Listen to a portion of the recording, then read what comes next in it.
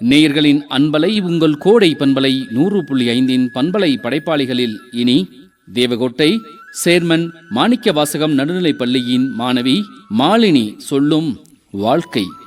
வாழ்க்கை கடலில் கல் எறிந்தால் கடலுக்கு வலிப்பதில்லை, மாறாக கல்தான் காணாமல் போகும். அதுபோல வாழ்வில் விமர்சனங்கள் வந்தால் கடலாக இருங்கள். அதுபோல நாம் வாழும் வாழ்வில் விமர்சனங்கள் வந்தால் கடலாக இருங்கள். வழிகள் காணாமல் போகும், வாழ்க்கை வளமாகும். கடலில் கல் எறிந்தால் கடலுக்கு வலிப்பதில்லை, மாறாக கல்தான் காணாமல் போகும். அதுபோல வாழ்வில் விமர்சனங்கள் வந்தால் கடலாக இருங்கள். அதுபோல நாம் வாழும் வாழ்வில் விமர்சனங்கள் வந்தால் கடலாக இருங்கள்.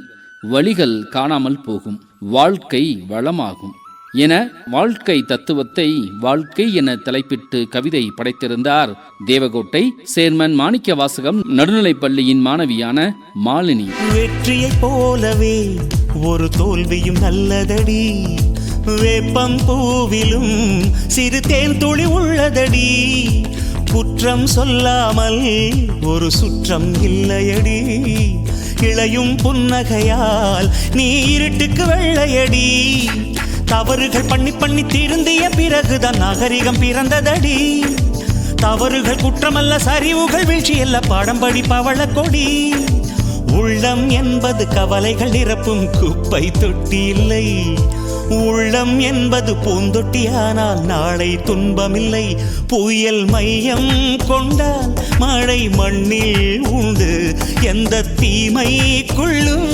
சிறு நன்மை உண்டு.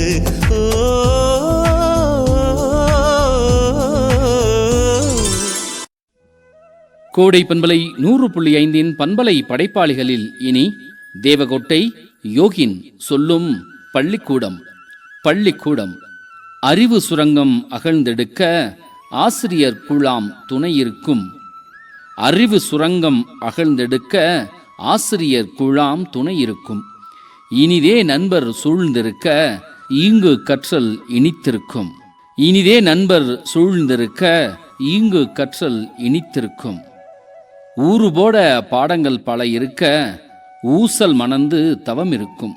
ஊறுபோட பாடங்கள் பல இருக்க ஊசல் மனது தவம் இருக்கும். எத்தரத்தில் மாணவர் இருந்தாலும் ஏற்றம் காண வழி இருக்கும். எத்தரத்தில் மாணவர் இருந்தாலும் ஏற்றம் காண வழி இருக்கும். ஐயங்கள் இங்கு களையப்படும், ஐயங்கள் இங்கு களையப்படும்.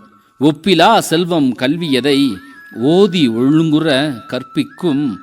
அவ்வை முதல் கணனி வரை எஃகுபோல் அறிவை பதிப்பிக்கும். ஒப்பிலா செல்வம் கல்வியதை ஓதி ஒழுங்குற கற்பிக்கும். அவ்வை முதல் கணனி வரை எஃகுபோல் அறிவை பதிப்பிக்கும் என பள்ளிக்கூடத்தின் இனிமையையும் கற்றலின் அருமையையும் பள்ளிக்கூடம் என தலைப்பில் அகரவரிசையில் கவிதை படைத்திருந்தார் தேவகோட்டை யோகின்.